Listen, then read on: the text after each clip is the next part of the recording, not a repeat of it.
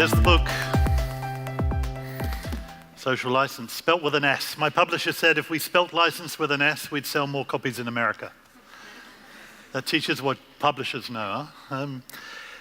Look, I'm going to spend the next sort of 15, 20 minutes giving you some of the thinking that's in the book. I will try and apply it to management situations. I've worked in business myself. I would say my current role still has a lot of communications in it. So I will try and make it as relevant to you as possible. First of all, this issue of social acceptance, the wider context. We mustn't overuse the word crisis, but times like this in history are times when the word crisis fits, I would say. And there are two contextual issues I want to flag straight away. I think we have a crisis in social acceptance around the world at the moment. It's not a good time to be a refugee in Europe. It's not a good time to be a Muslim in Burma, or even in the USA. It's not a good time to be an atheist in Bangladesh. It's not a great time to be a Christian in Pakistan. It's not easy to be gay in Russia. It's not great to be a migrant worker in the Gulf. It's not easy to be young, poorly educated, or underskilled in a competitive global marketplace. I also think we have a crisis in trust. We don't have to read the Edelman Barometer every year to believe this anymore. Institutions and organizations are increasingly not trusted.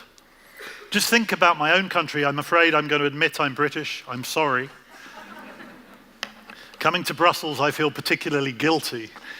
But just think about the UK EU referendum, the anti-expert sentiment, the sentiment against facts, truth. Think about Bernie Sanders, think about Donald Trump in the US.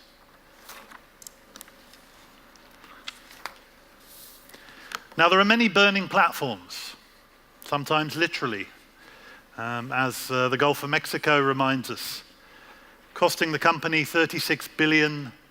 But we can think of many other examples, and we've already heard some of them. In the past year, FIFA, criminal investigations in the USA and Switzerland, a leaderless ship, even now I would say, and its two oldest sponsors, Adidas and Coca-Cola, speaking publicly, criticizing the organization. Unthinkable even 2 years ago. But beyond FIFA, corruption, doping, the suspension of Russian athletes for Rio. What is the longer-term impact of this on sport? Is sport, mega sporting events, losing its social license? And what will the impact be for a whole generation of young athletes around the world who might think, well, on balance, maybe I'll do something else? The people of Boston, Hamburg, and Oslo in the past 2 years have all decided to withdraw from shortlists from hosting mega sporting events. I would say in those cities, mega sporting events have already lost their social license to operate. Yesterday we had the Chilcot inquiry in the UK. There's a communications exercise for you. Was it 8 million words or something? On Tony Blair's decision to invade Iraq. The 2008 financial crisis as well.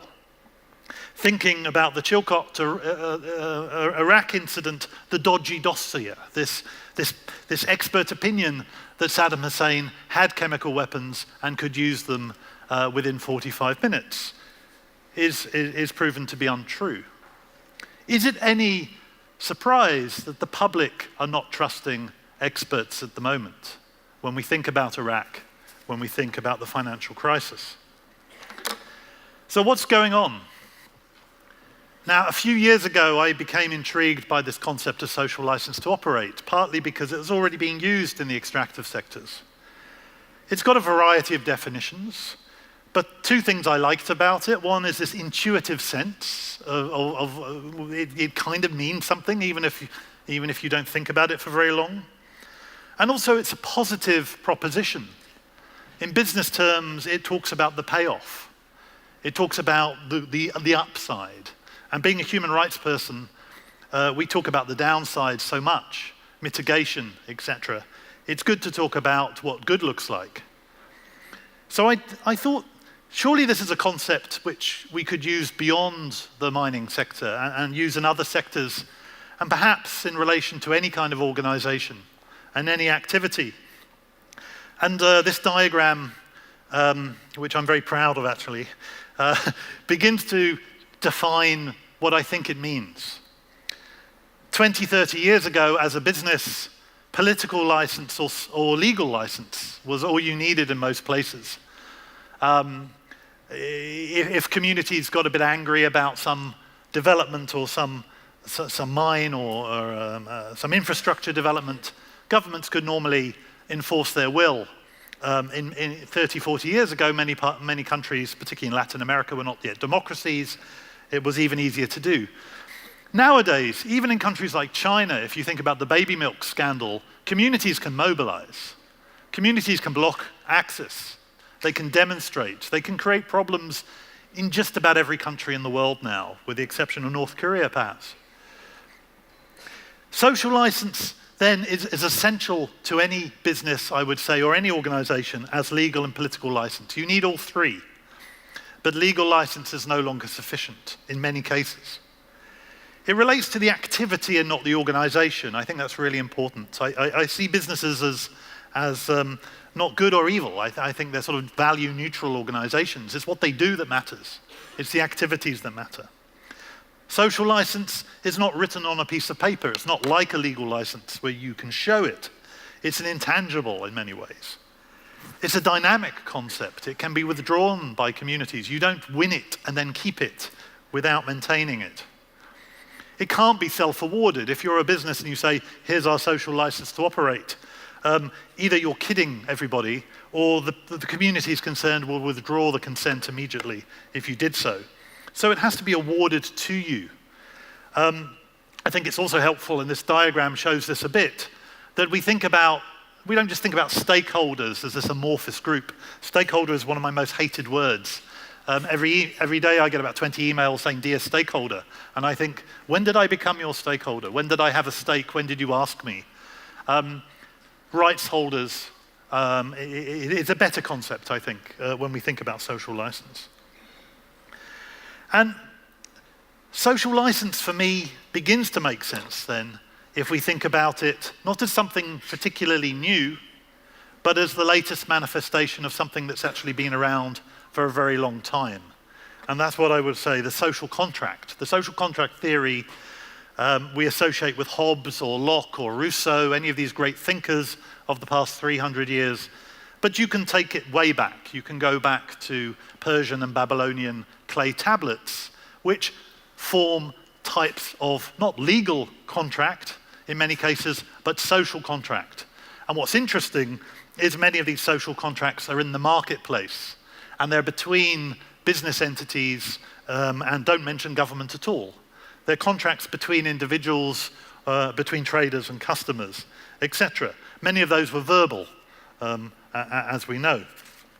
So if we start thinking about social license as a manifestation of social contracts, then I think we're getting somewhere. I think it begins to get interesting. So what does an organization do? Well, the first thing an organization needs to do is understand where it sits within the pre-existing social contract in society and act appropriately. When you open a new shop, a new outlet, a new mine, a new network, society is already there, unless you're going to Antarctica. There will already be a social contract between communities, between people and their governments and each other. You better understand that and understand how your operations and activities will align or possibly undermine those relationships. Now, traditionally, we think about social contract as between its people and its government, and Thomas Paine is one of my greatest heroes, a true British patriot. I know he's a true British patriot because he was exiled from the country most of his life and wanted for sedition by the British government. That's a true sign of success. better loved in France and the US than in my own country. But let's think about the new types of social contract that are emerging in our world. What about the online world, online social contracts? Just think about big data. Just think about big data, which is going to exist mainly in the private sector more than the public sector. Now, many of you will already be thinking about big data and the safeguards, the privacy issues, etc., relating to it. But what's interesting about big data is these are social contracts that are not governed by government, they're governed by algorithms. Machine-to-machine algorithms. And I'll give you 3 examples of what I mean by this. And we can say, well, it's okay because when we go online, we consent to the social contract. We tick the box, we click. We've read the 30, 40, 50 pages online, and then we agree before we download the app or we go onto the social platform. 3 very quick examples of why this matters and why this is interesting to us to understand the new type of social contract. A father walks into a Target store in the US in Minnesota in 2012 with a piece of merchandise that had been sent to his high school daughter, offering her half-price cots and baby food. And he says, why are you sending my child this kind of information? She's not pregnant. The manager at Target apologizes profusely, phones the father up again 3 days later to apologize again. This time it's the father that apologizes and says, actually, she was. The mathematicians at Target who wrote the algorithms understood the daughter better than the father. Google. Some academics 2 or 3 years ago did a Google search on Google Images. If you put in 3 black teenagers, you are very likely to see pictures of people within the criminal justice system. If you write 3 white teenagers, there'll be smiley, healthy people kicking footballs around a park.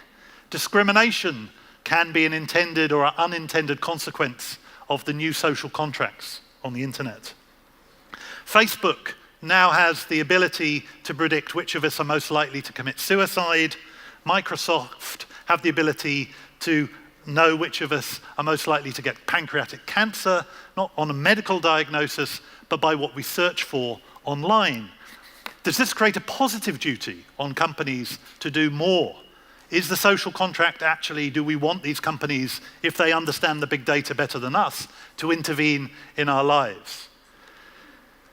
I give you these examples because I think we're moving into a very interesting space where the new types of social contract are developing and businesses will be at the center of many of them. So for me then, social license has to be understood in these terms. And the 3 core elements, legitimacy, trust, and consent, are the foundational ones. But you can't really manage those issues. Consent you can manage to some extent. But the online example I've given you, that's tacit consent. That's not real consent. You can do something about developing models of real free, prior, informed consent, or whatever model of consent you want to use. But legitimacy and trust are much harder to manage directly. You manage them by managing some of the other things on this graph. I know it's a bit woolly, but the thing about social license is if you have social license, it is largely invisible, as you said, Karen. But if you lose a social license, it becomes very visible indeed. So a lot of these relationships become very apparent when they're not working. Now, the 4 things I think that you need to manage, you need to make sure that the beneficiaries, your customers, your suppliers, etc., are very clear of how they benefit from the contract, the social contract you have with them. The second point is power. If you're agreeing contracts with communities or customers, and you have much more information than they do. And I think the tick box on the internet is the clear example of this. The power imbalance is such that is that real consent? Is that really a social license? Or are you just kidding people? Is it a cosmetic social license? Knowledge and transparency are 2 that I just want to spend a minute or 2 on before I conclude. Now, as I said, 20, 30 years ago, we didn't really have to worry about this social license rubbish. We could just, legal license or maybe political license, bribing the right people, the right politicians in the right country, which was par for the course 30, 40 years ago. Now the world is changing, and governments want business not to do those things, but not to wait for harm to occur, but to undertake preventative measures. Society itself wants business to undertake prevention. It wants business to understand its social impacts and to mitigate and prevent the negative ones as much as possible.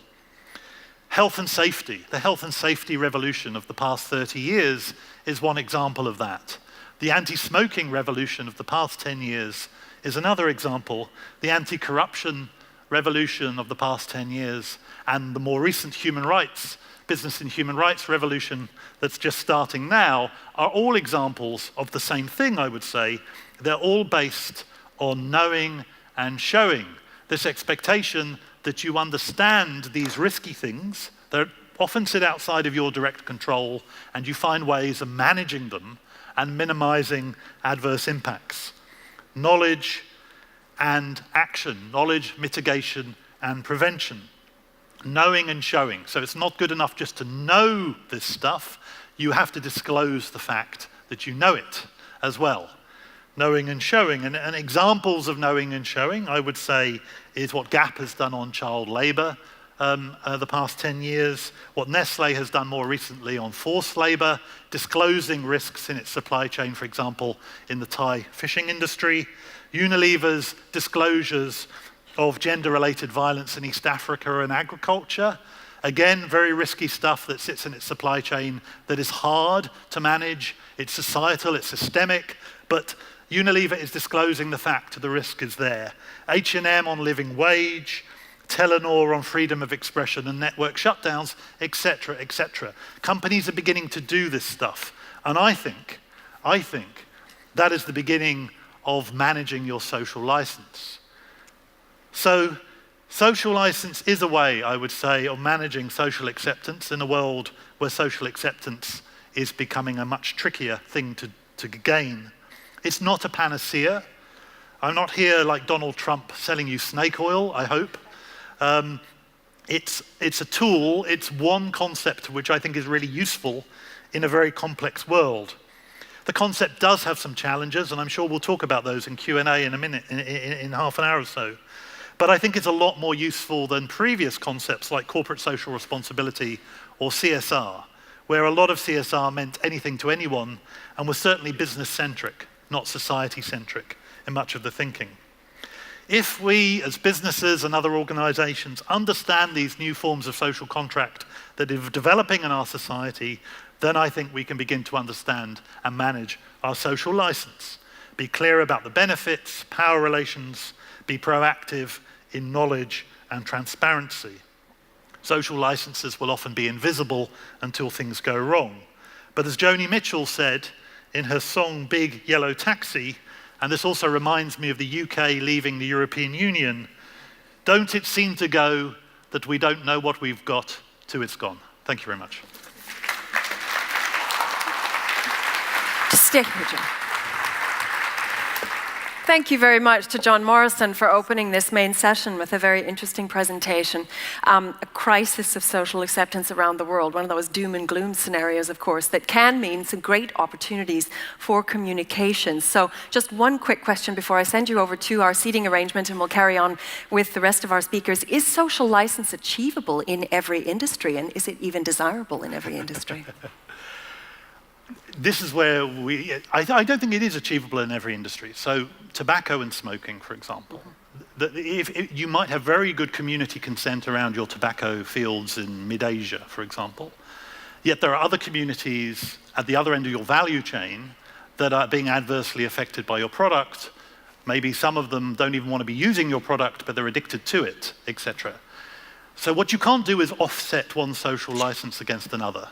And I think one of the limitations of social license is when you think about it at a global level, if a social license is around a particular activity, then then the accumulation of social licenses doesn't really make sense. So that's why I think it only really makes sense around particular activities. I think at an organization-wide level, it doesn't really make sense to say that an organization has social license. I mean, some organizations are criminal, some are not, but apart from that. Some, like nuclear power, for example, NIMBYism. I talk a lot about NIMBYism in my book, not in my backyard. In my backyard. We mustn't think that free, prior, and informed consent is an absolute, that every community has the right to override the national will. Otherwise, we would never have garbage dumps in any rich neighborhood. Often we don't. We'd never have any nuclear power stations. We'd never have fracking. We'd never have roads or railways or airports. Sometimes the national will has to prevail over the view of a community. So I think in those contexts, as long as law is enforceable and international law is brought to bear, the local social license of a community should not predominate in those contexts. Yeah. Okay, well, thanks very much for making some of those distinctions. You've obviously touched on an enormous range of areas, and we'll get to some more questions. Thanks. John Morrison, just take a seat. Ladies and gentlemen, let's extrapolate on that idea of accountability and social license. And it is clear that we live in an era of profound mistrust and cynicism, corruption and misbehavior on the part of governments and corporations and institutions and governing bodies are almost expected by many. And that means, of course, that public faith in leadership on so many levels is seriously low. Matt Peacock is the Group Director of Corporate Affairs at Vodafone, and he leads the company's communications and corporate social transformation strategies across more than 30 countries. Now, the key words there are social transformation, because he's going to talk about what he calls something of a yin and yang model for achieving social license. In other words, one in which corporate transparency and social transformation necessarily go hand in hand. So please give a warm welcome to Matt Peacock.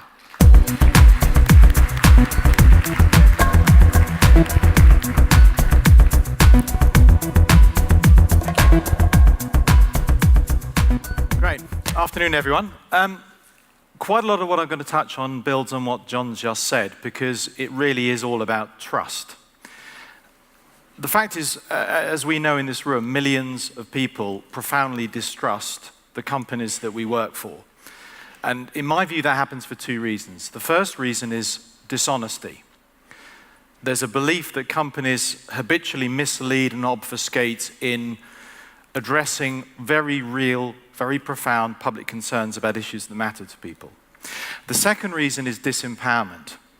There's a belief that companies view people as a fungible commodity and no more than that, to be traded one off against the other, and that financial logic will always trump social consequence, whatever the decision.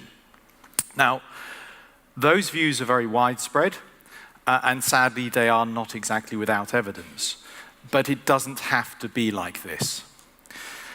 I'm going to give you a bit of an insight into where we've come to, our own journey. I'm not saying we have the answers, or all the answers, we certainly don't, but hopefully some of what I'm going to explain to you will help each of you in your own way. Now, if you look at this picture here, if you want to know what being on the receiving end of public mistrust feels like, try working in one of those shops, okay? This was the beginning of our journey. Accusations of corporate tax avoidance at the height of the global financial crisis from about 2010 onwards. The initial media stories about Vodafone in the UK and corporate tax led directly to the creation of the UK Uncut Pressure Group, which in turn fed into the wider anti-globalization movement that became Occupy. And I joined the company right at the height of all this stuff, and a number of my left-wing friends were really rather rude when I joined and said, "What on earth are you doing joining this bunch of tax dodgers?" Now, here's the thing. Any of you in this room who've ever worked on a crisis, who've ever dealt with an issue, know a basic truth about corporate communications. When you're accused of something, life gets binary really fast. Either you did it, you did wrong, you screwed up, in which case you go out and say, "We're sorry, here's why it happened, here's what we're doing to fix it, here's why it won't happen again," and the world kind of moves on, providing you keep your promises, or you didn't do it. Actually, there's a misunderstanding here. in which case you've got to come out fighting hard, work at it, and tell the world what's really happening and try and re-educate. This was a matter of transparency, not malfeasance. The problem is accounting standards and international tax norms are pretty complex and opaque, and by the way, really, really boring. I speak from bitter experience. What we needed to explain was what was really happening in lay reader terms, in depth, with clearly stated principles about what our red lines were, what we would and would not do on a point of principle, and do so in a public report with numbers that were disclosed on a country-by-country basis. So that led to the first ever annual tax transparency report ever published by anyone in the global telecoms and technology industry, which was this. And don't worry, I don't expect you to read it from the back, but if you want to look it up, it's online. So did this thing persuade all of the protesters and all of the doubters? No, it didn't. Not at all. And there are always going to be some people out there who, on a point of principle, will not believe anything any company says on anything. But what it did do was say to the more reasonable and thoughtful critics, and there were many of them, that perhaps what they thought were simple answers weren't simple answers. And what it helped people realize was that the opprobrium, the disdain and the concern really was about the system and needed to be directed at the system, not at a company that frankly had the balls to go out and explain how the system worked in practice. It changed the nature of the debate for us. And it meant that for the first time it was possible to have informed and constructive conversations with a whole bunch of different people who cared passionately about the issues and for very good and very honorable reasons. Then about a year later, from a completely different direction, this happened. The former NSA contractor Edward Snowden. So his initial allegations appeared to imply illegal collusion between UK intelligence agencies and UK telecoms companies, including Vodafone. And as you'll all remember, the allegations gained traction incredibly quickly and were reported very widely globally. Now, this was a really, really difficult challenge. With tax, my team and I could speak to all of the internal experts in our own organization and get very, very quickly to the real ground truth. The most important thing in any issue, in any crisis, as you'll know, is what's the actual ground truth here? And we could find out what that was, and then we could work out how we could communicate that ground truth in a way that people could understand, because the ground truth is pretty bloody complicated. The problem with secrecy, and all this stuff relates to secrecy, is it's secret. You can't talk about it. The people who know about it go to prison if they tell you stuff. So secrecy and transparency didn't exactly go hand in hand. This was, to put it mildly, a bit of a headache. Now, what we knew was that our own code of conduct, applied to every single person who works with us anywhere in the world, is extremely clear that any form of access to customer data without lawful authority is utterly prohibited. It's anathema. It's a visceral thing for us, not just a legal thing. We also knew that our colleagues who are tasked with law enforcement agency liaison and our license obligations require us to provide lawful access to law enforcement agencies are basically decent people who act with integrity. So what we did was we took the same playbook that we applied to tax. So we shone a light on the law, and we explained the operating level reality, what really happens down in the boiler room when a police force issues us with a warrant to get access to customer data. And we did so simply, very clearly, globally, and also at a country-by-country level, up to the limits of what the law would allow us to say. And the result was this, the Law Enforcement Transparency Report. So as with tax, same principle, we set out to reveal very important truths that were already understood by the experts. So the experts knew this stuff, but the wider public didn't. This was an absolutely massive task, and it was also pretty damn scary. It was a significant risk, because discussion of national security matters in most of the countries in which we operate can put you in jail. Yeah? So even if what you say is seemingly innocuous, in some countries that I shall not name because I'm assuming this whole session is on the record, even revealing you know anything about how this stuff works can send you to prison for a long time. But we did it anyway. And this report has changed the nature of the entire global debate on privacy in the digital world. It's updated annually, so this is the most recent version. It's the most comprehensive of its kind in the world, by far. And again, it's enabled us to have a completely different kind of conversation with the very many people out in the world who worry about this stuff, and again, for good and honorable reasons do they worry about it. What these two experiences, tax and then law enforcement, taught us is the value of what I call aggressive transparency. You focus on the global themes that most matter to your business and that most matter to your publics, and then you go out into the world proactively, loudly, and clearly to explain what's going on. So corporate transparency programs, when done well, diffuse the negative, and John was talking about the negatives earlier. But on their own, they're not enough to secure a long-term license to operate. At the same time, you also need to prove the positive. You have to demonstrate the substantial social gains that flow from your business. The reality is, I hope all of you in this room know that large businesses have a massively positive social effect on society. I mean, the modern world would not work without us. The problem is that many of our stakeholders, publics, communities, people we come into contact with, people affected by our actions, feel disempowered as a result of globalization, and they do not see our company's actions words matched by our company's actions. And this is where I'm going to have a brief pop at the CSR model. I think the conventional CSR model is past its sell-by date, okay? It's not enough for a company to run a kind of feel-good social offset bolt-on while they get on with the real business of making money. It doesn't cut it anymore, guys. It just doesn't do it. There's an old joke. I used to work in the oil and gas industry, and you may have heard it, but there's an old joke that that kind of CSR is a little bit like saying to a village, well, yes, we chopped down your ancient forest, but don't worry, be happy, we used the logs to build you a youth club. Okay? It doesn't work. So last year, we created at Vodafone a new sustainable business framework.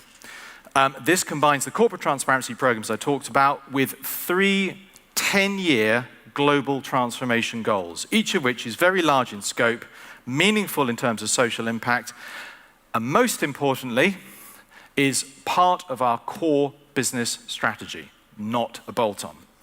They're not run by any CSR team, by my team or any other CSR team in the company. These are hard-edged commercial programs. They're owned by senior P&L leaders with financial KPIs, and they just so happen to offer a substantial benefit to society as a whole. It's the concept, for me, of the public interest being served by enlightened self-interest. So this is what it looks like. You may not be able to read all of the words at the back, but I'm sure this is available online. Corporate transparency is the foundation. As I say, down at the bottom, you've got tax, and then on the other side, law enforcement is now digital rights and freedoms, because with every iteration, we expand this, and we're going to take on the questions of commercial use of private data. So we've addressed the state and government and surveillance and so forth. Now we're going to look at the questions of big data, how we use your data, in a big transparency report coming out later this year. And then in the middle, I haven't got time to go through them here, but there are 2 other major issues in our industry, one of which is around ethical behavior in our supply chain, which is enormous, 15,000 suppliers across 90 countries, and then electromagnetic frequency and public health, which, as you may know, is a concern still in emerging markets. The 3 transformation goals are up the top. First is women's empowerment. Now, our core business, we're lucky, by the way, at Vodafone, and John, in his answer to the question earlier, made the point that not all businesses can get there. We can, because our core business is a profound social good in its own right. And this is most striking in emerging markets and women. When you put a mobile phone into the hands of a poor woman in a low-income country, you change her life forever. Everywhere. So we've given ourselves the challenge over the coming decade to bring mobile to at least 50 million more women in the poorest communities on Earth. We also have an internal goal, and each of these three goals has an internal goal. Our internal goal is to become the best employer for women in the world. And by the way, I say this conscious, and I'm sure we'll get a question, that I'm about to join a panel that's all male. I just kind of get it out there, by the way. Now, doing that, thank you. By the way, it's quite rare that in my personal experience I end up doing that, but I'm not knocking anyone, it's just saying, okay? Doing so will strengthen our own internal talent market, and also, by the way, we think will act as a beacon to other companies in all countries, including in emerging markets. Second, energy innovation. So I'm going to fly through this very quickly. Our industry produces huge amounts of carbon dioxide. We consume vast amounts of power, comparable, by the way, in terms of our CO2 impact to the aviation sector. We intend radically to reduce our energy costs, our energy consumption, and our carbon impact over the next 10 years. And at the same time, our technologies enable our customers to reduce their carbon impact very significantly. For every ton of CO2 we emit, our customers will reduce their emissions by 2 tons. That ratio will increase over time. In our Netherlands business, we're already at 1 to 25. Okay? The final goal is the most difficult. The problem is that the technology industry destroys jobs. There are entire cadres of employment in the middle management layer, in semi-skilled occupations that have been destroyed. Foremen, supervisors, back office clerks that have been replaced by silicon, algorithms, and high-speed data connections. Tens of millions of our customers around the world, in 28 countries, are under the age of 30. And many of them are unemployed or insecurely employed. And that's a bizarre paradox, because what you have is a generation that's born digital, who are losing faith in the world of work at exactly the same time as businesses big and small are realizing they need a much greater level of digital skills to prosper in the future. It's the most extraordinary disconnect. So we have a direct relationship with millions of young people who are in that position. Every sector of the future economy is going to depend on digital to some extent. And within my company, we have some pretty good insights as to how the workplace will evolve over the next decade. So our plan is to put all that together and offer young people in every country in which we operate the opportunity to gain advanced digital skills to a deep level, and then provide a comprehensive online marketplace for them to find jobs. If we get it right, those programs will have a material difference for millions of people's lives. Finally, briefly, all of this was informed by this, the Better Business Blueprint. Now, the blueprint sets out what a business must do to establish and to maintain its bond with society as a whole. We've been involved in it since the outset. In fact, a brief disclaimer, I actually wrote the words on the principles here when I was involved in the team. There are about 50 companies now, big companies, who are actively involved in the blueprint movement. They've either incorporated it into their business strategy. We have, Unilever has, to take 2 examples, or they're actively considering doing so. So I'm going to end my presentation with a suggestion. If you haven't already done so, please look at the blueprint. It may sound a bit wordy and vague, but it isn't. In reality, these words, which you probably can't read because they're too small, are really tough provocations. If you work through what your company would need to change to become a truly purpose-led organization, there's a very good chance you'll emerge a lot stronger for the effort. And if you do so, over time, the trust gap between business and society, one of the defining challenges of the age for all of us in this room, will hopefully be that much smaller. Thank you.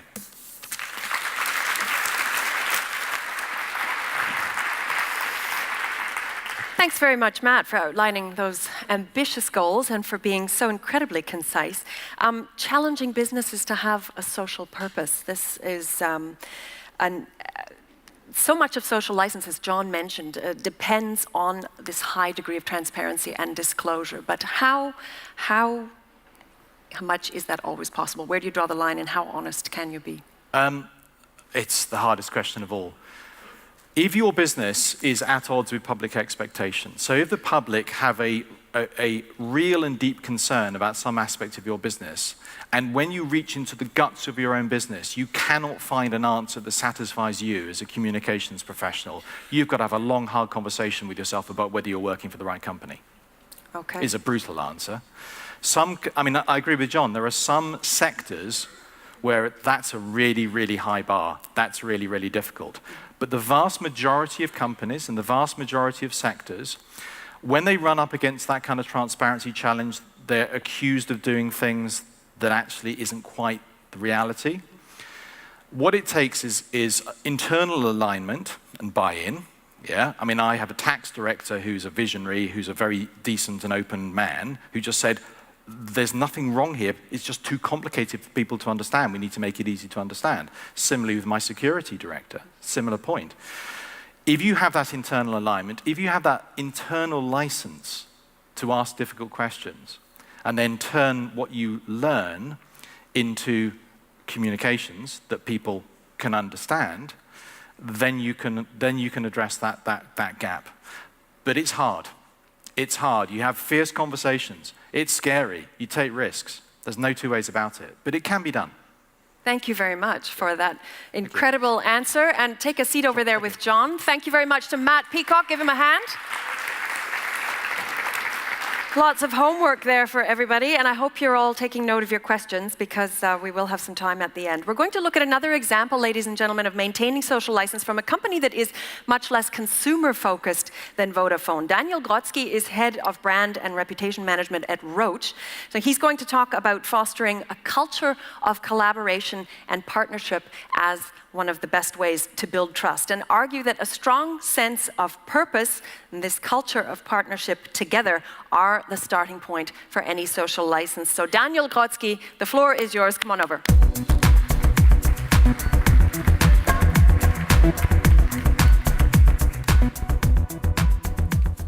So thank you very much. They ran out of these nice mics. I've got the hand one, which is great because I didn't bring a PowerPoint presentation, so I have one hand free anyway without a clicker. What I want to really provide you with is maybe a little bit of a different perspective on this topic, but like everyone else here, I think a snapshot at a challenge that we all have as communicators, a challenge that we all have as businesses, and I believe in a way a challenge that we all have as institutions in societies, whether it's business, whether it's politics, whether it's academia, and that is operating really in this new normal of increasing skepticism towards hierarchical institutions, increasing calls for transparency, up to this phenomenon of post-truth that we've been talking about around Brexit and things like that. Couple words on Roche. To start off, Roche is we're based in Basel in Switzerland. We've been around for about 120 years and founded in 1896. So we've had some kind of license, obviously, to operate since that time. And we've grown to become the world's largest biotech company, the world's largest provider of oncology medicines, and the world's largest in vitro diagnostics company. But as was said earlier, is all of these businesses are very technical, very regulated, very science-focused, and almost a B2B business rather than a consumer business. So no over-the-counter drugs, no generics, these kind of things. And part of what we've been facing is that shift in society and what it means for the healthcare business. So healthcare is used to, basically in pharma, the traditional business model was you try to sell to the physician or in diagnostics to the lab customer, and you make sure that they prescribe your product. And that's what everything was focused on. So I remember coming to Roche and hearing this term of key opinion leader. And I thought, you're talking about this broad array of stakeholders in politics and society and NGOs. No. Key opinion leader is simply the term you use in the pharmaceutical industry for those doctors who are experts in their field. And you try to make sure that they understand your clinical data, and then that will drive the cascade of people using your product. A very specialized focus. In fact, very often when I was in my first years of communication at Roche, I heard a lot of people tell me, well, I'm not quite sure why we need all these communications people. The data speak for themselves. And judging from some of the murmurs, I'm sure some of you have had similar experiences in management saying, well, we've got such good product. And particularly for businesses that have been successful over a longer period of time, it's actually difficult to see, why should we change something? However, in our area, we see the similar shakeup as we're seeing all over the place, right? People are asking, demanding for more transparency, trusting elites less, trusting science less. And what's also happened, in particular in the area of healthcare, is the decision-making power about who uses product has changed. So in one direction, from the physician to the patient, who goes online and starts asking questions about what they've seen about this or that disease area. And in another direction, from the physician to the broader healthcare system, because of pressure on budgets, physicians no longer are the sole decision maker. It's the hospital, it's a regional healthcare budget, it's a national healthcare budget that sets the priority. And so suddenly you're confronted with this broader stakeholder audience. And I know you don't like the word stakeholder, but it's an aggregate for numerous places along the value chain where suddenly you're confronted with this ask of what are you bringing me, as opposed to a value proposition that you used to understand. So what have we been doing?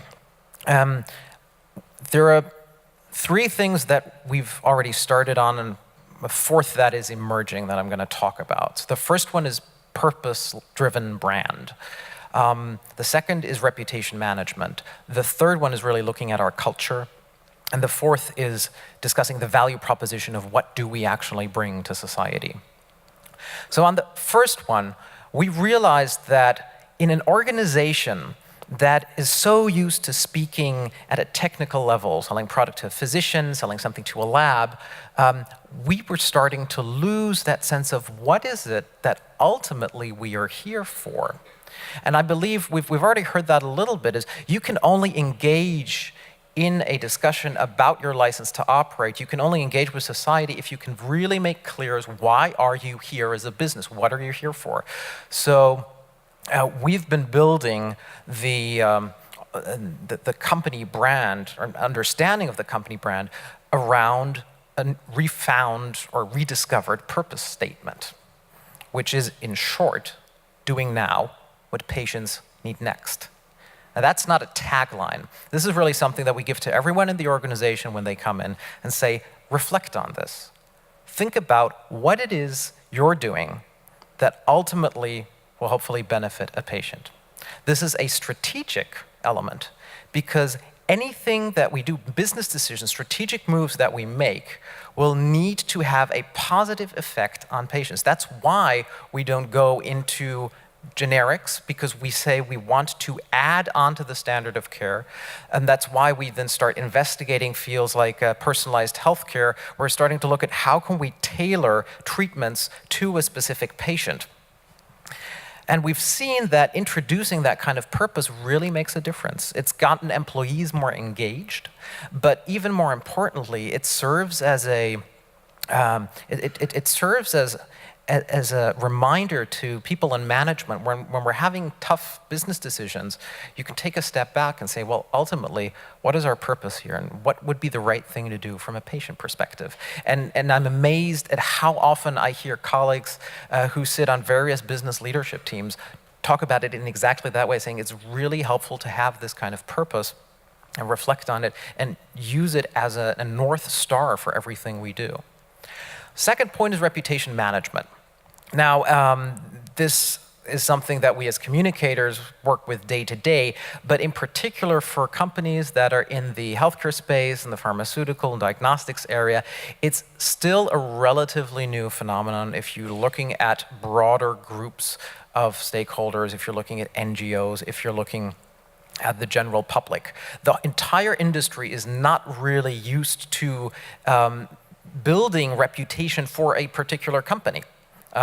So unlike a consumer organization or a consumer brand, where you are acutely aware of how consumers are perceiving you, because they're either buying you or not.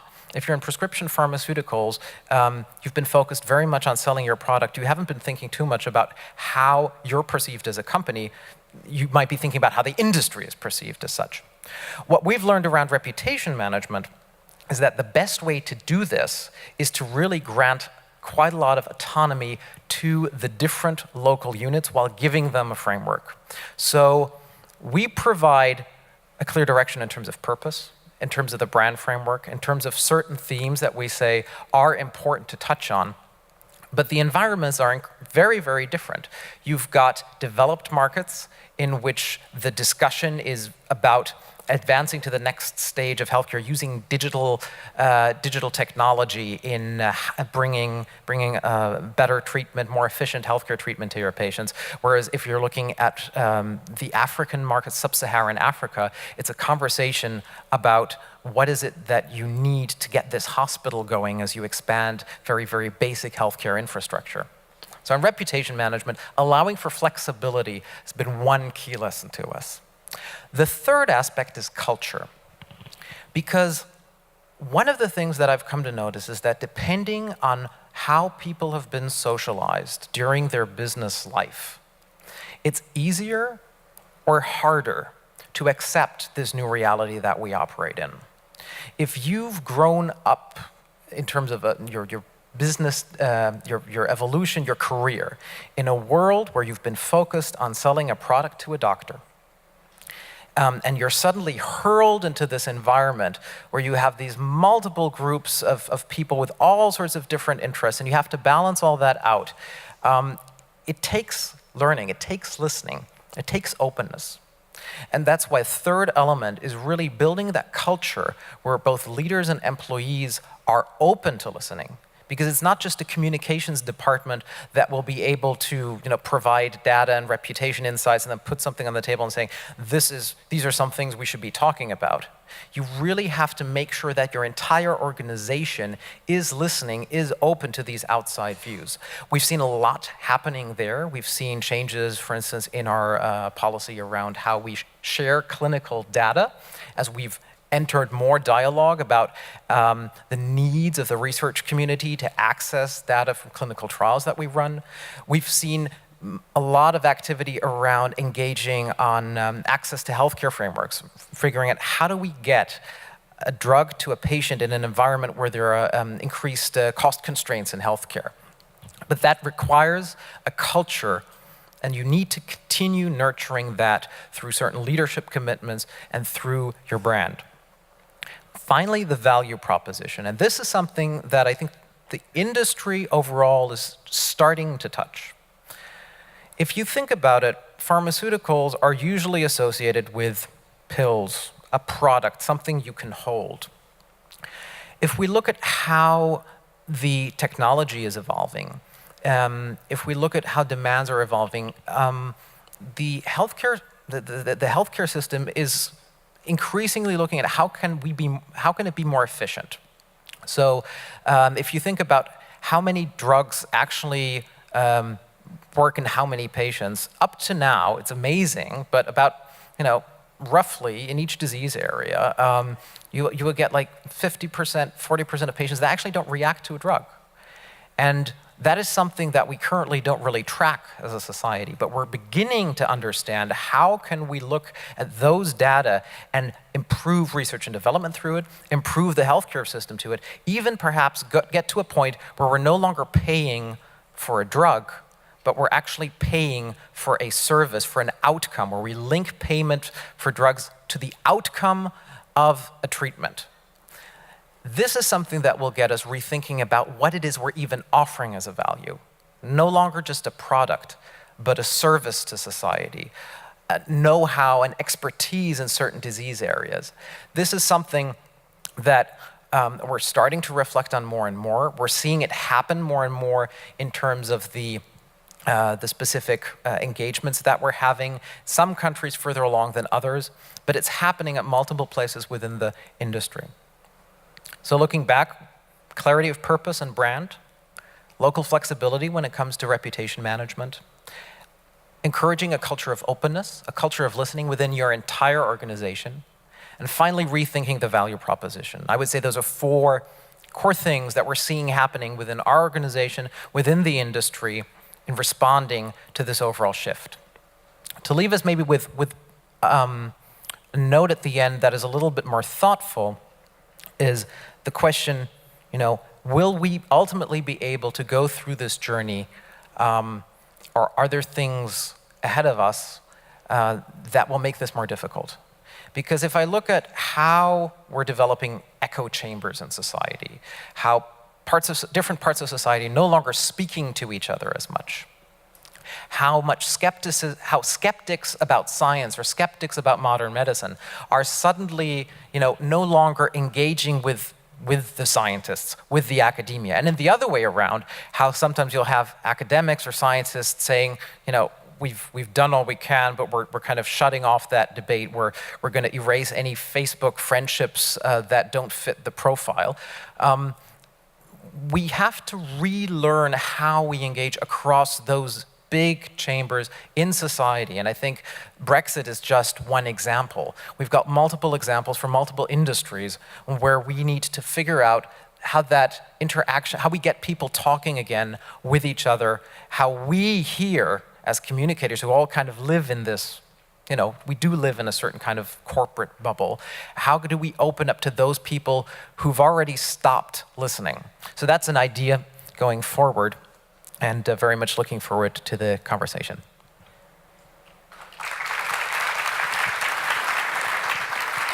Thank you very much, Daniel Grotzky. Just a quick question before you join the others over there in their seats. There's a lot of soul searching, obviously, that's happening with the decision to go this way on a company level, but also on an individual level as an employee. If social license is growing in importance to the extent that it is and creating this new reality for communicators, where do you see the biggest challenges for your function to adapt? So I would say one of the largest challenges is certainly the skill set, because and I don't want to be saying that people who work in communications are not skilled, but there's a certain agility that you need to develop and across communicating with external audiences, internal audiences. Like we have this separation still in some ways. We have the speed at which things happen, and you have to translate much more between different stakeholder groups and the business. And applying all those different skills at the same time, I think that's a huge challenge, and feeling comfortable with that, particularly in large corporate organizations that are, somewhat more sclerotic, I would say, than maybe smaller companies that have a quicker turnover also in personnel. Okay, thanks very much for that insight. Take the microphone with you, Daniel, so that you've got it over there for the discussion. Daniel Grotzky, give him a hand, ladies and gentlemen. Challenges galore, and again, the detailing of this major schism or crisis of communications that is happening between the side of fact and expertise and society who has stopped listening and who only chooses to trust usually who they know these days.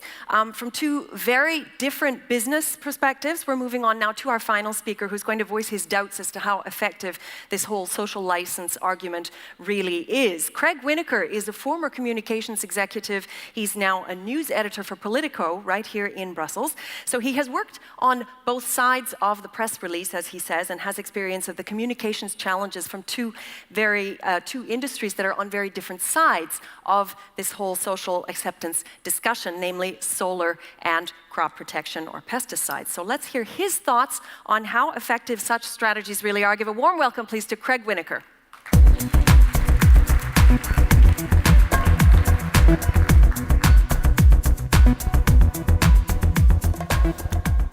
Thanks very much. Good afternoon, everyone. It's a pleasure to be here speaking kind of, I guess, as the supposedly billed as the voice of cynicism or skepticism. But I have to say, after listening to the speakers already so far, I've been pleasantly, not surprised, but it's refreshing to hear that there are, I think, innovative ways of looking at this issue, which, speaking with my journalism hat on now, is one that we as journalists often kind of roll our eyes at, the idea of corporate social responsibility.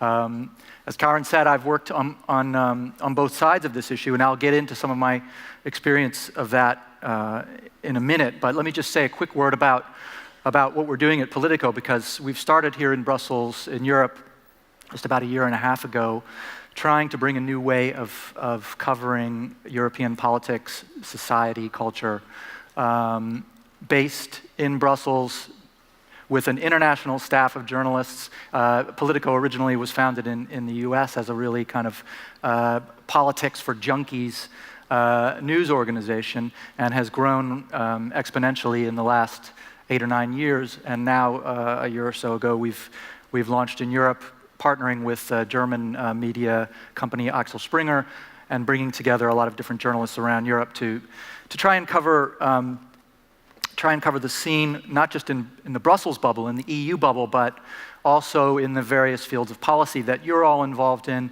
and also looking at the connections between what goes on in Brussels and the EU level and what goes on in national capitals and around Europe, because that's where a lot of the real interesting interplay is happening, as we've seen, I think, quite vividly in recent days and weeks.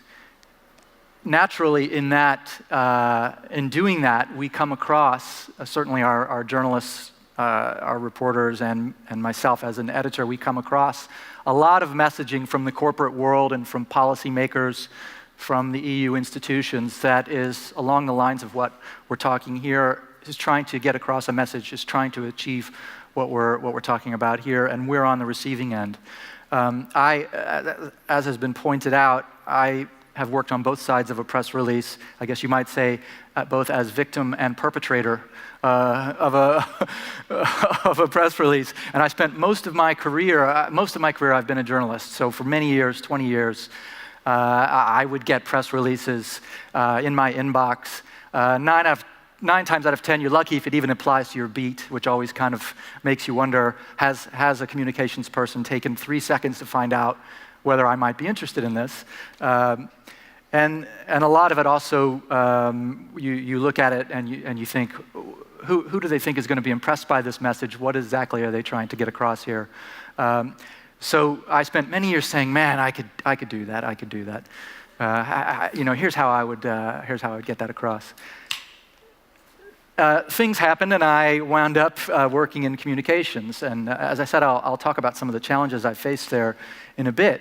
But I immediately set about trying to revolutionize, at least I thought, trying to revolutionize the press release or the communications message as an art form. We're going to cut through the crap. We're going to get to the news. We're going to say what we mean. I was working for 2 different industry associations, so I wasn't working for specific corporate voices. I was working for groups of corporate voices. And it didn't take very long, a matter of nanoseconds, I guess, to find out how difficult it was to cut through the crap and to get to a message that was really newsy and provocative and something that would get a journalist's attention. I felt like I had the ability to think like a journalist and get messages like that across. I did manage to avoid, I think, what is still a common affliction, I think, especially in the world of corporate social responsibility messaging or messaging that's trying to increase social acceptance, of the tendency to resort to catchphrases or jargon and words and terminology that are starting to lose all meaning. And I salute all 3 of the previous speakers made this point quite well, that we need to move beyond that. But I'm hopeful by what they said about trying to avoid words like stakeholder and things like that. But unfortunately, most people haven't gotten that message, and there's still a lot of, everyday messages or statements or press releases that are coming to me saying things like, we are engaging with stakeholders in a meaningful dialogue aimed at bridging the gap and moving toward a sustainable roadmap. Which means what? It's like you hit F8 on the computer and that comes out. And I know because, and part of me has a little bit of sympathy because I know how easy it is to do that, and those words are thought to have traction with policymakers or with audiences that you're trying to reach, that you want to try and show you have a commitment to these lofty goals, whatever they might be. I would argue that a lot of them are losing their meaning altogether, and not just with cynical journalists who like to make fun of everything they possibly can all the time, which I admit we're guilty of, but with anyone. And the word sustainable, for instance, I believe the use of that word is not sustainable. I think we need to come up with some other way of getting that idea across. Whether, I mean, again, as a journalist now, I spend a lot of my time, and here's a little disclaimer, journalists are guilty of these same crimes, by the way, in writing news stories, of resorting to jargon, of using the kind of catchphrases that are out there. And as an editor, I spend a lot of my time saying, no, let's say what we're actually talking about here. What are we talking about? Why is this important to the audience? And what is the context for it that has any meaning to anyone? And that all has to be conveyed in the space of a mobile phone screen, because that's how people are reading news stories. I mean, it's one of the things in coming back to journalism after having been out of it for about 5 years. A lot had changed even in that 5 years in terms of how stories are shared and how news is consumed. It's shocking to see now with software we have that can determine who's reading what. A story you may have worked quite hard on that takes 1,000 words to go into let's say on a deep dive on a complicated political subject. I can tell what percentage of readers have read past which line. It's sobering. A lot of people don't read past maybe the third paragraph of any story. And no matter, there are exceptions, of course. A good story is always a good story, and a compelling read is always a compelling read. At Politico, we believe in having a good mix of stories that are of use to insiders and busy people who already know a lot, so we need to find ways to tell them things they don't know and to go in depth on stories. But we also run a lot of quick, clicky stories that are designed to bring readers to the website. And you know, it's not always easy to see that your most read story during the week might be a short pickup on Belgian police having an orgy during the security lockdown. That was something that was picked up from one of the Belgian papers, and it was only 150 words long. That's just kind of the state of modern journalism, I would say. In my communications career, I was working a lot, actually, as was mentioned, for two different industries that were really on opposite ends of this question of social acceptance and social license. One of which, the solar industry, was granted it almost automatically by virtue of being, quote unquote, clean, renewable, high technology that was going to solve the world's problems. Maybe not.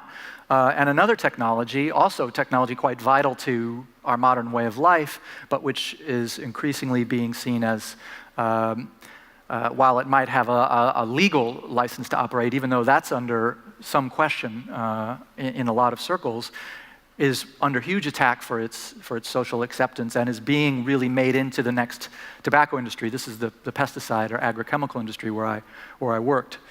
People asked me, how could you go from solar to pesticides?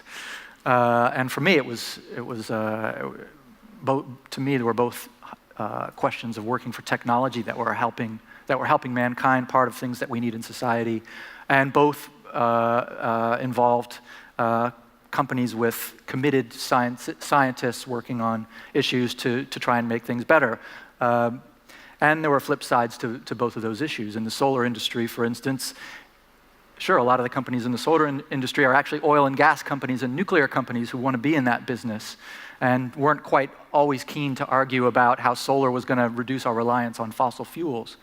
And in the agrochemical industry, there were, of course, a lot of companies that were working on a lot of other issues and a lot of other different sectors and industries to be part of the food chain and feeding the world. But it was not easy, I think, certainly in my most recent one, to get across this idea of social acceptance. What we had to try and do was to try and say that we at least deserve to be part of the debate, because there were people who were saying we shouldn't even be allowed in the room to discuss with policymakers. We should be kept out of the discussion. The industry doesn't even have a valid viewpoint because it's industry. Any kind of science that was on our side was tainted by the fact that it was coming from quote-unquote industry. And we had to kind of get beyond that and try and work with other players, especially in our case, farmers, who were at least the people who were trying to make some benefit from the products that we were working on and make it a benefit for society, and to try and get past this question of at least some level of trust. It wasn't always easy. Actually, it was quite difficult. And now, I should point out, now that I'm back in journalism, by the way, I don't have any involvement in editing or covering stories that relate to the industries I worked for before. So I don't know if you can trust me on that, but you'll have to trust me on that. That's been the real. I think that was a real challenge in those industries. But when you get right down to it, I think in both sides, whether it's in journalism or in communications, we're all trying to get to that issue of what is the point, what is the main message that people will take away. And anything that can be done to get past the jargon and past all of the sort of hackneyed messages that we've had in the past to do that is useful. I've gone over my time. I don't want to pull a Tony Blair on you and go for 2 hours and have the only thing be that you have the only message you take away from this being I'm with you, whatever, or whatever it is he said. It would be great to get to the questions and to hear your input and hear your discussion and thoughts on these issues. So I'll just leave it at that for now. Thanks. Thank you very much, Craig Winneker, and maybe you can just come with me. We'll go straight over to the chairs. Not waste any time. Have a seat there next to Daniel. Absolutely. I'm going to ask just one question to Craig, and then I'm definitely going to open up straight away to the room. But just, this idea of cutting through the crap, and I'd like to pick up on the idea of devaluing of words that you mentioned, that words are literally losing their meaning in so much of what we're doing, whether it's in communications or in the media. How to counteract practically this cynicism, and it's actually not even just a cynicism. It's, as you mentioned with the news articles, almost a refusal to engage at any level of depth on the part of so much of society. Is there too much out there? How do you get past that? I think that's the central challenge we're all facing, and it's one of the things it's been brought up and highlighted by the Brexit vote. The age of being beyond truth, or people not wanting to listen to experts. Not trusting anything. I mean, journalists, we're certainly lower than industry. We're lower than politicians on the trust level. So, yeah. And what's high on that? What's high on the trust level is I saw a listing recently where hairdressers were like at the top of the list. And I thought about that for a minute, and I realized it's because people, there's plenty of data showing that people listen to what they trust the most is people like me, which is I think is a dangerous thing, because it's part of this Facebook, like Twitter, I'm going to tune out everyone who doesn't agree with me, and I don't care about what the experts say, and I don't trust anyone. I only listen to people like me. Well, that's a sort of ever-shrinking circle of people. And I think it's difficult. That is a real challenge for how to cut through that. I hate to sound like a cliche, but in journalism, I think it's the same in communications. A good story is always a good story. It will always be that. And you have to find, you have to have that nugget that is going to attract people and catch people, whether it's an article that has a particularly strong lead or an important revelation that the public needs to know about, or if it's a corporate message that is not something like we're trying to be sustainable, but it's maybe the report you put out on the legality of the surveillance, which is, that's serious news, and you took a real risk. But I'm guessing you got a lot of coverage on it, and you got a lot of goodwill out of it. Biggest thing we've ever done. Yeah. Any comments from our other speakers? Yes, absolutely. So on the point of people, not listening anymore, I think one thing to reflect is we do the same thing. So I continuously see, just personal experience on my own Facebook feed, people I've studied with or who are themselves journalists who work in politics, saying, anyone who voted Brexit, I'm going to defriend you. Anyone who posts something friendly to the AfD, the German Populist Party, I will defriend you. So this process of shutting oneself off, what my fear is that we as sort of political, academic elites are doing the same thing in a way. But social media is responsible for a lot of the shutting off, isn't it, too? It's what John was talking about with the algorithms. I mean, if you're only listening to the people like yourself, the people we listen to on Facebook are the people that Facebook is sending our way. Is that not part of the problem? Yeah, I can blame the algorithms for a lot, but I think increasingly, the way that algorithms are discriminating overtly or implicitly, and I think bringing the public into the discussion on big data, the social media, how it all works, would help. Because I think when people understand privacy, my kids even, when they understand why it matters, what you put and what you don't put on Facebook, then there's a conversation and there's a higher awareness. So, I mean, like all things, education, particularly with the young, is a great way forward. Yeah. Okay, that's a point that we'll be taking through the rest of the time here and probably the rest of our careers. Questions from the floor, I'm sure there are many. Right here in the front, let's take, yes, absolutely, and let's get a microphone sprinting around here.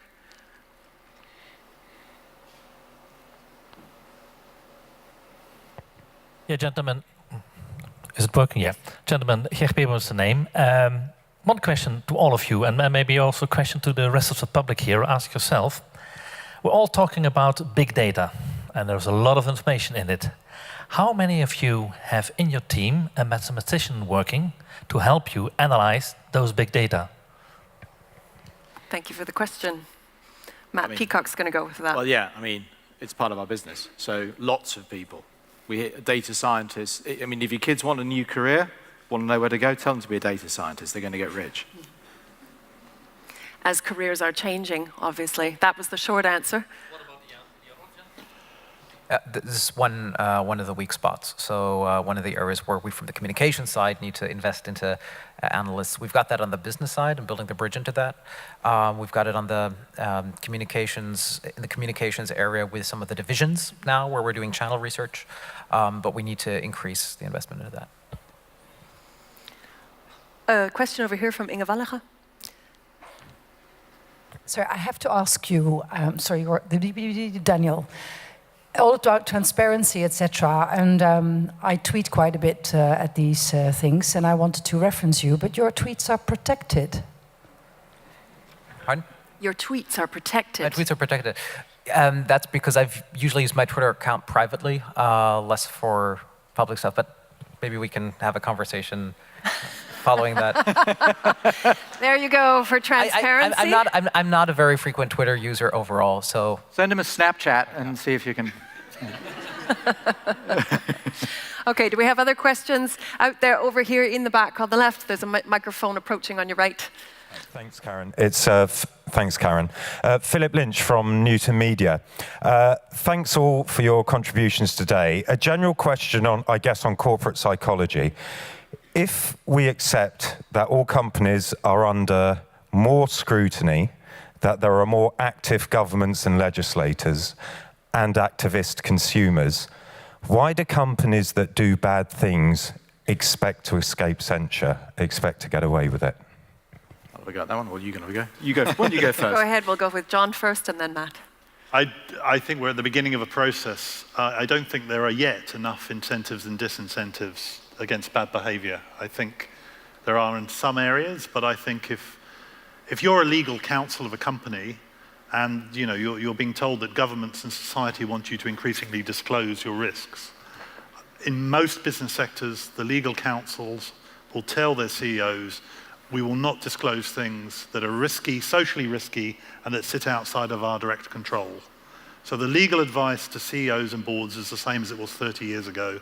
Let's just do it, get on with it, no one will find out. That's beginning to change in particularly consumer-facing sectors, but I wouldn't want to overstate how far down that pathway we are, even post-Panama Papers, etc. I think we're moving in that direction, but we haven't arrived, in my view. Still a lot of work to do. Yeah, I Right. mean, a general observation is not that they think that they will get away with it, it's that they don't think. It's quite simple. So when things go wrong within businesses, in my experience, it's not because you have bad people, as in malign people. It's not even that you have stupid people. There's some of them, but not many. It's that the right people aren't in the room at the right time to put their hand up and say, hello, have we thought what happens if? And then there's a mistake. And it's a small mistake to start with, but it ripples out. And you find that you're kind of falling downstairs bit by bit, and it gets bigger and bigger and bigger. And by the point you realize, this is a really dumb thing we've done here, it's kind of too late. So essentially, it's basic human behavior. People not thinking things through and having the right input at the right time, in my experience. Not speaking about Vodafone, clearly, by the way. Also, to add on that, I think one other element, and you touched on this, I believe, earlier, is the changing nature of legitimacy. Like something that is legal is maybe no longer legitimate. And the Panama leaks, for me, are like the perfect example of some of that stuff is probably very legal, and everyone within the company is saying, well, it's fine, we're not doing anything wrong. But if you've grown up in that world for 20, 30 years, it's very difficult to suddenly flip the switch and say, oh, but because the public doesn't like it anymore, we're going to stop doing it. So part of that whole dilemma is people understand legitimacy very differently still today. That's a question that I have because of, for instance, Matt, you're working in I think 30 different countries it was, and Daniel, you're also in a very broad spectrum of cultures. To what extent does social license perhaps vary across different cultural and different geographical regions? Massively, in and every way. And that's one of the peculiar challenges of being a multinational, that in a multinational, you create a cohesive culture. I mean, in my last company, which is a BG Group, the color of the company was orange. We used to talk about you walk through the orange curtain when you come to work. So the world outside in West Africa or wherever you are, whatever capital city you're living in, once you come through the door, it's not that culture anymore, it's our culture. Because that was the best way to deal with the unavoidable tensions between gender, between tribe, between age, between wealth, between all sorts of other innate tensions outside the front door. So you try to kind of create frankly, a bit of a monoculture that's based on good, solid, progressive, liberal norms about treating people properly, tolerance, respect, all the rest of it. And it works really well. But guess what? There's still the real world outside the front door. Many of the countries in which we operate and other companies operate have enormous systemic social challenges. You can't wish them away. You have to help your people navigate them. You have to explain why, for example, one of the issues that we have is around corruption in the media, buying editorial, which has a negative effect in society where basically you don't have true independent journalism. You have to explain to people that ultimately paying money to journalists to effectively place the story you want them to write through a kind of cash payment is fundamentally wrong. It's a bribe. It's like bribing a politician, even though that's the norm amongst every other company. And you have to help people navigate that. You have to help journalists, frankly, navigate that and explain why we have rules on it. So it's very, very difficult. It is very, very difficult. And it's, frankly, a constant battle. John?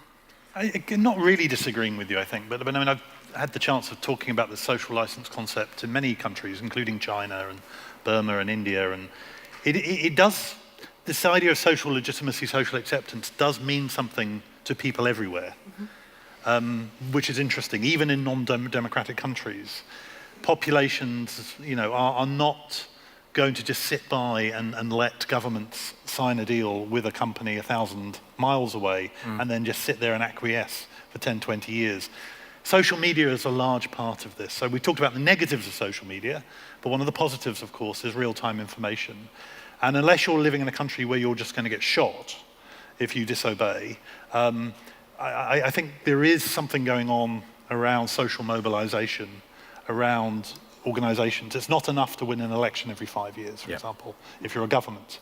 nor is it enough if you're a business just to have a legal license anymore. Yeah. What about a possible, and this will have to probably be the last question, we'll look out into the audience, a possible negative side to social license itself? I mean, if public opinion is the grantor of this idea of social license, which society are we necessarily appealing to? And I'm thinking of, obviously we're seeing a huge rightward shift in politics in Europe. I mean, what kinds of, I think, Daniel, you probably have something to say about that, but John, do you want to carry on? Daniel, no, I've talked too much. No, I think you phrase it very nicely as a which society, which public, who gives the license. Frankly, I don't know. I think that what was said earlier here today is we need to figure out how we can sustain an idea of public in these, with this new arena of digital channels, digital platforms in which it's very easy to switch off. The typical community building mechanisms that we have, nation state, ethnicity and things like that, in many ways, luckily, don't bind people as much to each other as they used to, but what comes in its place. And I think that's something and this is maybe more almost like a philosophical note, as communicators, we almost have this moral obligation to keep that in mind, because part of what we do and part of how we consult a business, part of how we populate channels, will affect that future. Thank you very much. Amazingly interesting stuff. I'm going to take one more question right here, the lady in row 5, and then we're going to have to wrap this up, but hopefully the gentleman will be around outside for a few moments. Yes? It possibly adds on to what you were saying, Abigail Jones here. You talk about a social license. Who gives a social license to the NGOs? John? Yeah, I have a whole chapter on this one. Because I think every type of organization needs social license, including NGOs. There are some NGOs that do represent people, rights holders, democratic NGOs, but there are so many who don't. And I think NGOs that operate without understanding where they sit within the social contract, and I won't name any NGOs, are not legitimate, in my opinion. I think there's a whole legitimacy question. And I think if you're a business and a line of NGOs come knocking on your door, you can discriminate between those that really do represent those who are at the other end of the social contract and those who don't. The whole idea of social license, obviously, is a mutual accountability story. Yeah, just quickly comment on that. You're absolutely right. I mean, my team deals with NGOs constantly on a broad range of topics. And there are different gradations of NGO. And it's not that the big ones are well-resourced and necessarily the big ones are well-resourced and well-researched and everything else, because actually some of the niche NGOs have the kind of the highest levels of energy and have done more homework and really, really want to absorb facts so they can actually come to an informed view. The dichotomy in NGOs that we find are the ones that essentially want to protest versus the ones that want to collaborate. The ones who want to be inside and help bring about change versus the ones who would kind of like to do that but haven't quite worked out whether that's what they have an internal license to do. And that's where you have the tension in our experience. Yes. Very quickly. Having worked in NGOs a long time, there are two types. NGOs can draw legitimacy in terms of who they represent or in terms of the evidence that they're presenting. Yeah.